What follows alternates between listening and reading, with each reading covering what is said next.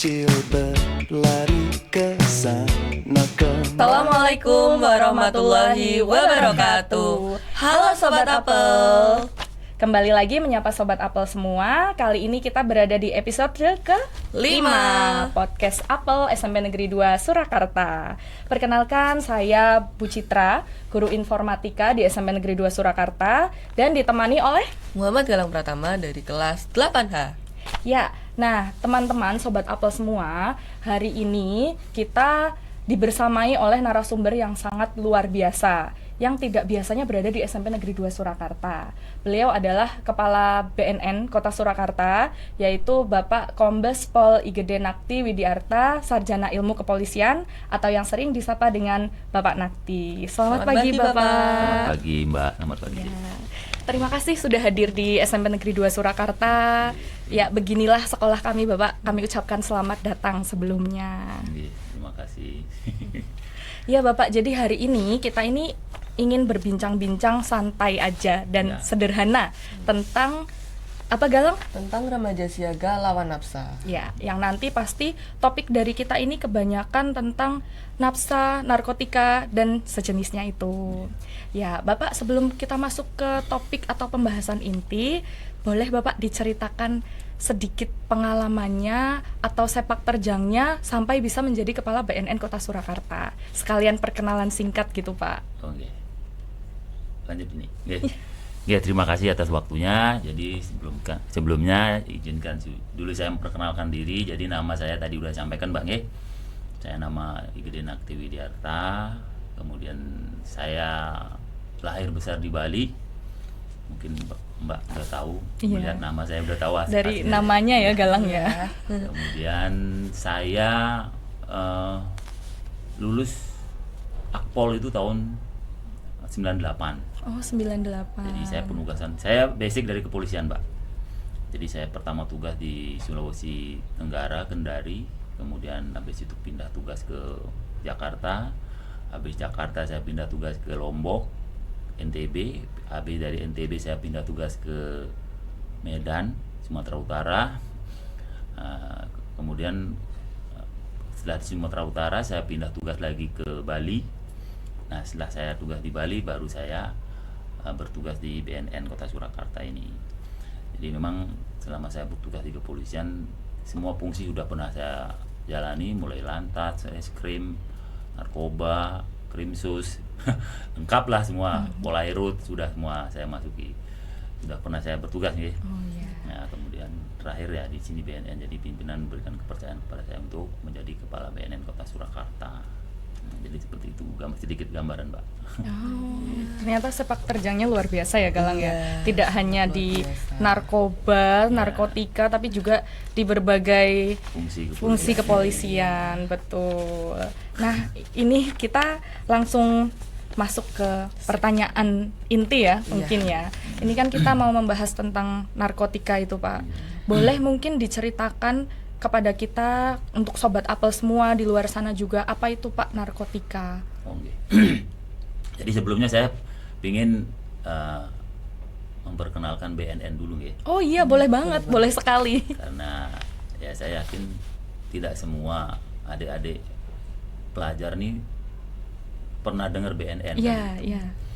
Ya karena dulu pernah saya masuk ke salah satu sekolah, mungkin bukan sekolah di sini ya, di Kota Surakarta. Kebetulan BNN Kota Surakarta ini kan lingkup zonasinya sampai Solo Raya, Wonogiri, Sukoharjo, Karanganyar, kemudian Sragen sama Klaten juga. Jadi pernah saya masuk ke salah satu sekolah di salah satu kabupaten itu, saya tanya, ada yang kenal BNN nggak? Pernah dengar nggak? Semuanya nggak pernah dengar gitu loh. Jadi kan satu hal yang sangat memprihatinkan. Jadi BNN itu kan jelas kepanjangannya Badan Narkotika Nasional. Kemudian tugas BNN itu P4GN, pencegahan dan pemberantasan penyalahgunaan dan peredaran gelap narkoba. Nah itu. Jadi BNN ini lembaga non kementerian, bertanggung jawab langsung kepada Presiden. Kemudian BNN ini sudah ada di semua provinsi. Tingkat provinsi sudah ada semua, tapi di tingkat kabupaten kota hanya baru sekitar 130-an.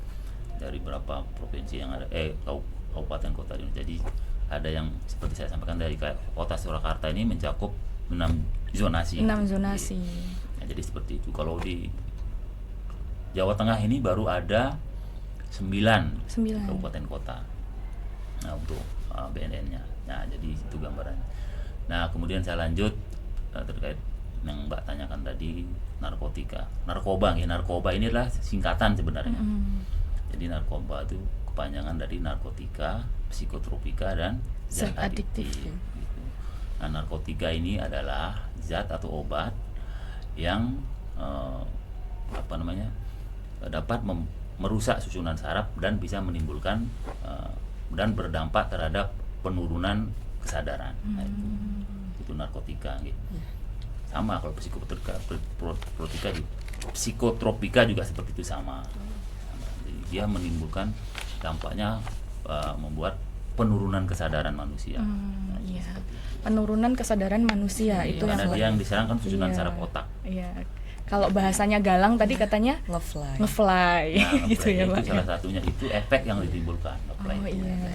Kan kalau efek yang ditimbulkan tuh bisa depresi, halusinogen, sama stimulan. Nah, itu tiga efek yang ditimbulkan ketika orang menggunakan narkoba.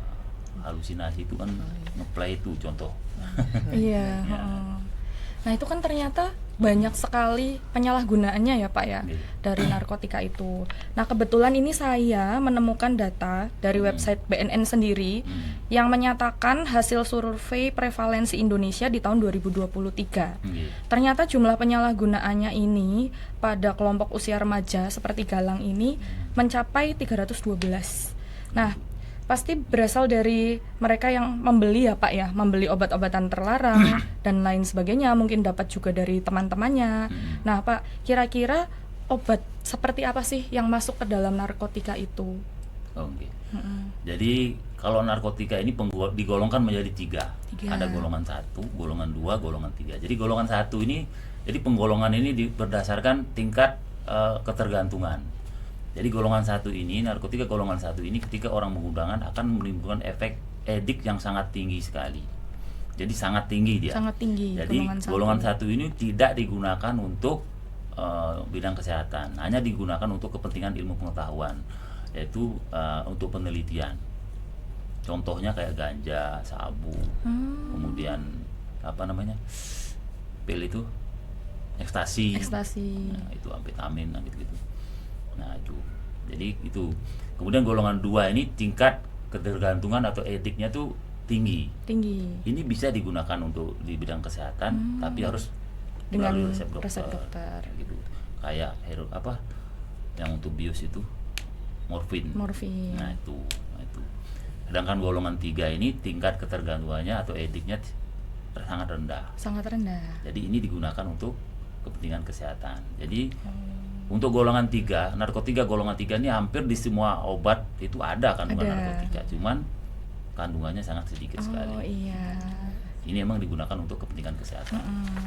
Nah, makanya orang yang lagi dalam kondisi menggunakan terpengaruh narkoba itu kan biasanya ngantuk, karena kan menurunkan kesadaran, jadi sifatnya ngantuk. Makanya kayak obat batuk, semua obat lah itu yang efeknya ngantuk, lah itu ada kandungannya. Tapi memang sudah disesuaikan dengan ini, tidak membahayakan lah gitu. Tidak membahayakan. Itu berarti berhubungan dengan pertanyaan saya selanjutnya sebenarnya ya Pak ya. Jadi ini sebenarnya saya penasaran Pak, saya dan Galang dan teman-teman semua itu penasaran dengan obat yang dijual bebas tapi kok ternyata masuk ke dalam daftar narkotika. Itu berarti tadi masuk ke yang golongan 3 itu ya Pak ya. Ini memang dijual bebas. Termasuk yang jadi gini, jadi fenomena yang terjadi saat ini kan hampir di seluruh kota, kabupaten kota di Solo Raya ini, dari data itu kebanyakan anak-anak sekolah, anak-anak pelajar inilah menjadi korban penyalahguna obat-obatan keras. Kayak aprazola, kemudian pil sapi, ada pil sapi namanya tuh. Itu dijual bebas Pak? Dijual di apotek. Cuman kalau membelinya harus menggunakan resep dokter. Nah, cuman kan faktanya kita tidak tahu kenapa mereka tuh sampai bisa membeli. Nah, itu. Ini yang menjadi pertanyaan besar. Justru itu pertanyaannya ya Pak ya. Kenapa kok bisa dapat? Kenapa dia bisa dapat? Gitu loh. Jadi ini berdasarkan informasi yang saya dapat juga bahwa rata-rata kenapa sampai mereka bisa mendapatkan membeli obat itu karena modusnya seperti ini, Mbak. Jadi orang ini awalnya memang dia lagi dalam proses rehabilitasi, jalani rehabilitasi, sehingga dia kan mendapat resep obat untuk membeli obat tersebut. Nah, inilah yang dimanfaatkan oleh dia untuk membeli obat tersebut, tapi dalam jumlah yang banyak. Gitu. Jadi tidak sesuai dengan kebutuhannya. Gitu. Dia double dia beli di apotek sini, beli di apotek sini. Jadi resep itu yang dibawa gitu, digilir semua apotek dia beli. Oh, ternyata seperti itu ya, cukup membahayakan juga ya Galang ya. Jadi seperti itu. Makanya mungkin apoteknya pun nggak tahu kalau dia sebelum dia datang ke apotek itu dia udah datang lagi apotek sebelumnya seperti itu. Tahunya kan orang apotek yang penting ada resep ya pasti dikasih diberi karena kan itu sudah ada resep dokternya ya Pak ya. Nah, itulah fakta yang kita temukan. Makanya obat itu bisa dibeli dalam jumlah yang banyak. Ternyata cukup berbahaya sekali ya Galang ya. Nah mungkin ini nanti juga ada hubungannya sama pertanyaan yang ingin Galang sampaikan Pak. Nah, Pak, ini saya punya perumpamaan. Faktor utama penyalahgunaan narkotika ini pasti dari ajakan teman sebaya. Nah, saya melihat teman saya menyalahgunakan narkotika, lalu ditawarkan secara terus-menerus kepada saya. Tetapi saya sudah menolak dan dipaksa lagi. Menurut Bapak, apa yang harus saya lakukan untuk menolaknya? Ya, jadi saya tambahkan ya. Jadi sebelum saya jawab nanti itu. Jadi ini berdasarkan Indonesian Drug Report yang Mbak sampaikan. Faktor awal kenapa orang menjadi korban penyalahgunaan narkoba, yang pertama yang seperti disampaikan Mas Galang ya, itu dikasih sama teman. Yang kedua karena memang dia pingin mencoba. Nah, penasaran gitu ya. Penasaran pingin mencoba. Nah, kemudian faktor yang lain karena faktor lingkungan, dia berada di lingkungan yang itu. Memang ketika nanti Mas Galang kan menanyakan ketika dia ditawari teman, kemudian dipaksa terus, ya kan? Iya. Bagaimana cara penolaknya? Jadi sebenarnya itu kembali kepada pribadi masing-masing saja, ya. Memang harus jadi orang yang ditawari ini harus dia punya bisa misalnya punya komitmen gitu loh, bahwa saya ini tahu itu narkoba berbahaya dan saya tidak boleh menggunakan narkoba. Jadi tinggal sampean itu Mas Galang itu langsung tolak aja gitu loh. Kalaupun dia maksa-maksa terus ya tinggal laporkan kan gitu. Laporkan ke mungkin kalau masih di lingkup sekolah kepada gurunya. Kalau mungkin itu teman di rumah kepada orang tua. Nanti biar ditindaklanjuti, nanti bisa lapor ke kami gitu loh. Jadi seperti itu, sederhana aja. Jadi harus punya ketegasan. Harus punya ketegasan harus berani katakan tidak pada narkoba. Pernah dengar kayak gitu kan? Iya, pernah. Nah, itu harus berani katakan tidak pada. Bila perlu sampean harus nasihati orang itu. Nasihati jangan seperti itu, jangan jual narkoba ini berbahaya. Bisa kena sanksi pidana, sanksi hukum. Nah, itu. Kalau ada masih maksa-maksa ya udah laporin aja. Ya, secara berjenjang ya pada sekolahnya nanti kalau memang udah diingatkan oleh gurunya nggak bisa tinggal lapor. Galang sendiri gimana? Apakah pernah Galang itu menemukan teman yang seperti itu? Kalau pengalaman pribadi saya belum pernah ya. Dan juga kalau saya misalnya nih ketemu orang seperti itu, saya mungkin langsung cut off. Cut off, bagus. Memang harus seperti itu. Harus seperti itu. Jadi upaya yang bisa kita lakukan supaya kita bisa terhindar dari bahaya narkoba, dan salah satunya itu jangan berteman dengan orang yang menggunakan narkoba.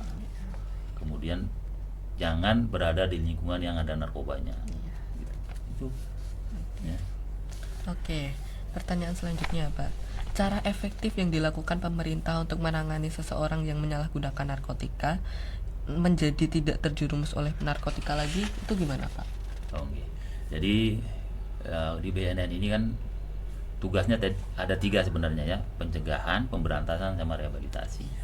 Jadi tugas pencegahan jelas kegiatannya seperti sekarang ya, sosialisasi melalui secara langsung, kemudian media elektronik, kemudian melalui elektronik secara langsung, kemudian apalagi banyak lah pokoknya ya. Itu kemudian kalau pemberantasan ini kegiatan penegakan hukum namanya. Jadi kalau yang terakhir rehabilitasi. Nah, rehabilitasi ini adalah memberikan pelayanan kepada korban-korban penyalahgunaan narkoba. Jadi nanti kalau ada memang masyarakat yang menjadi korban penyalahgunaan narkoba, kita fasilitasi. Nah, kita akan memberikan layanan rehabilitasi. Tujuannya apa? Supaya orang-orang yang menjadi korban penyalahgunaan narkoba ini bisa pulih. Jadi bukan sembuh loh ya. Orang yang sudah menjadi korban penyalahgunaan narkoba itu tidak bisa sembuh. Tidak bisa sembuh. Kenapa dikatakan tidak bisa sembuh, Pak? Ya karena kan yang diserang susunan saraf otak. Oh iya. Gitu. Jadi kecanduan ya, Pak? Iya, kecanduan, Iya, edik kecanduan. namanya kecanduan itu. Orang kecanduan ini tidak bisa sembuh, hanya bisa dipulihkan, dinormalkan saja gitu. Oh iya. Jadi ini suatu saat dia kalau dia tidak bisa memaintain dan atau menjaga, dia pasti kembali lagi gitu loh. Artinya ketika dia sudah, karena ini banyak contoh ya, orang yang sudah melaksanakan kegiatan rehabilitasi, menjalani rehabilitasi, dianggap sudah sembuh, dikembalikan ke masyarakat, tapi dia kembali lagi bergaul dengan teman-teman yang menggunakan narkoba, akhirnya dia Terjerumus berpengaruh kembali. lagi. Jadi dia bisa kembali gitu. Nah itu, jadi di rehabilitasi, jadi cara rehabilitasinya seperti apa, tinggal datang saja ke kantor BNN yang dia berada dimanapun ya. Kan semua kantor BNN sama pelayanannya, tidak dipungut biaya ya, gratis dan tidak bakal ditangkap. Tidak bakal Karena ditangkap. kan yang terjadi mungkin di masyarakat, taunya masyarakat kalau dia menggunakan narkoba, kalau lapor polisi nanti ataupun ke BNN pasti ditangkap. Iya. Itu tidak seperti itu. Jadi yang sebenarnya itu bahwa ketika orang kalau memang dia benar-benar menjadi korban penyalahgunaan narkoba, korban loh ya, Korban. bukan dia masuk Pengedar. jaringan ya, baik jaringan tuh pengedar, bandar, pengedar sama kurir. Kalau dia itu tidak masuk dalam itu, dia pasti kita bantu rehabilitasi. Itu, okay. Jadi rehabilitasi itu ada dua ya, rehabilitasi medis dan rehabilitasi sosial. Jadi rehabilitasi medis itu ya itu prosesnya itu orang yang ketergantungan datang ke kantor BNN, nanti kita bantu rehabilitasi medis pertama. Jadi di rehabilitasi medis ini dia pertama akan di TAT dulu, di asesmen dulu supaya diketahui sejauh mana sih tingkat ketergantungan dia terhadap narkoba itu. Kalau dia masih ringan, dia bisa rawat jalan. Kalau sudah tingkat sedang sampai berat, dia akan dirawat inap. Nah ini proses kalau rawat rehabilitasi ini bisa sampai 6 bulan. 6 bulan. Cukup lama ya, Bu? Lama. Ya, tergantung ininya. Tahap ada 3 bulan, ada 6 bulan. Oh, tergantung tahap ketergantungannya Tergantung gitu ya, Pak ya. Tergantungannya dia. Nanti jadi gitu. Jadi nanti setelah di asesmen baru diketahui ketergantungannya sampai mana, baru menjalani rehabilitasi. Kemudian setelah dia menjalani rehabilitasi, dia akan mendapat pelayanan rehabilitasi sosial namanya. Jadi rehabilitasi sosial ini adalah salah satu upaya dalam memberikan peningkatan kemampuan pribadi bagi klien ini. Ketika dia sudah dianggap pulih, jadi supaya dia nanti ketika kembali ke masyarakat punya bekal, punya kemampuan, jadi di rehabilitasi sosial ini nanti dibantu dia ini peningkatan keahlian secara individu. Terserah dia hobinya apa, kayak musik lah, kemudian apa di bidang menjahit kayak menggambar, pokoknya semua difasilitasi, membatik, bikin kopi. Nah itu udah pernah kita lakukan semua. Tujuannya apa itu, supaya ketika dia kembali ke masyarakat dia punya keahlian yang nanti dia manfaatkan untuk mencari lapangan pekerjaan, supaya jangan sampai nanti kalau tidak punya kemampuan kembali ke masyarakat bingung nyari uang, kembali lagi kan gitu. Nah jadi kita sudah bekerja sama dengan instansi swasta dan pemerintah untuk ada kerjasamanya juga ya Pak ya, dengan instansi-instansi lain. Kita bekerja sama dengan BPPP ya, yang dibawahi Dinas Tenaga Kerja itu. Jadi mereka yang membantu tenaga ahli untuk memberikan pelatihan kepada klien-klien ini. Nah itu. Jadi BNN ini tugasnya itu mulai dari mengobati sampai dia dapat pekerjaan Dapat gitu loh. pekerjaan. Berkesinambungan dia dari Mengawal awal terus ya, Pak, iya, ya. dari awal terus. Jadi seperti itu.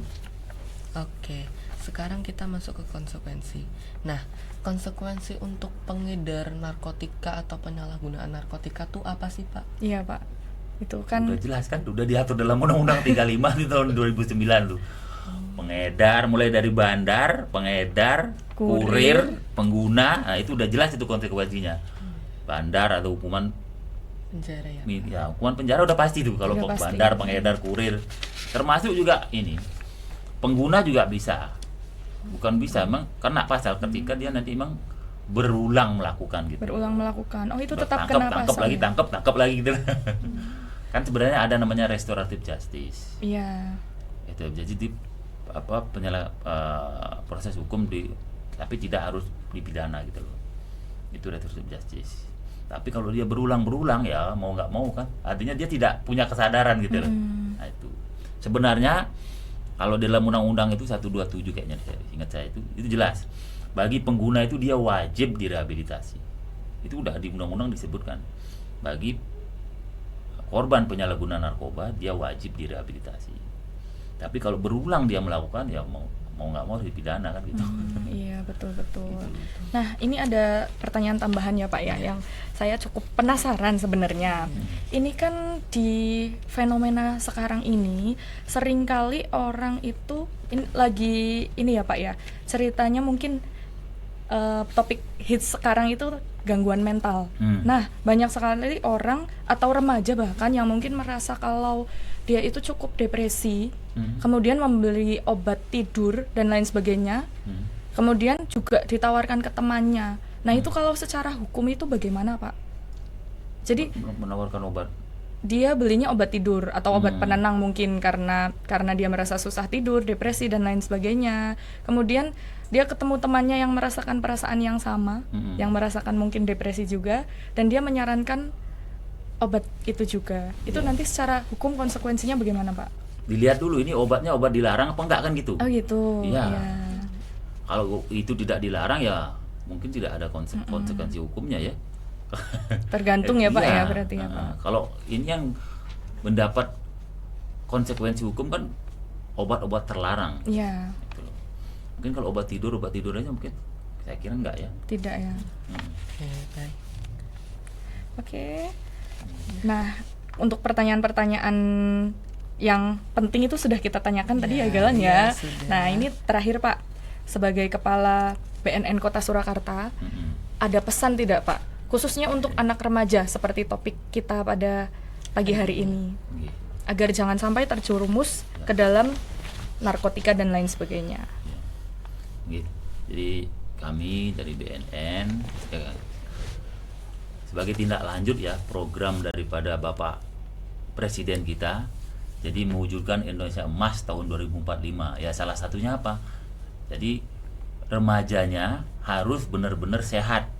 Jadi sehat ini salah satunya ya dia tidak menjadi korban penyalahgunaan narkoba.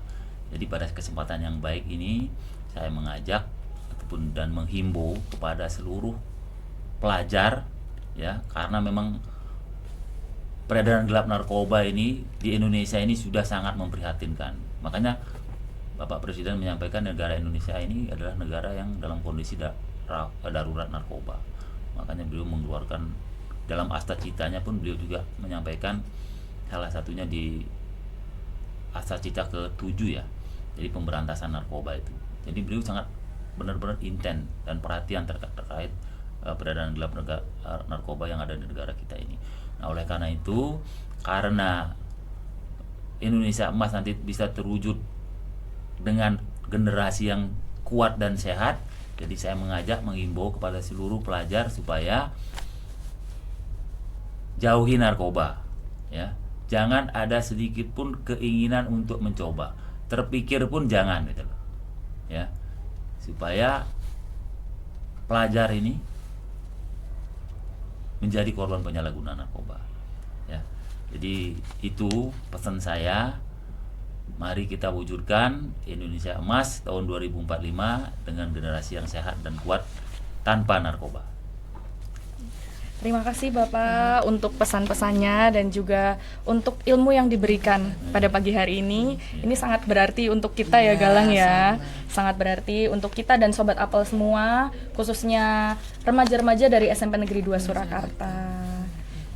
Ada pesan dari Galang mungkin? Iya, ada.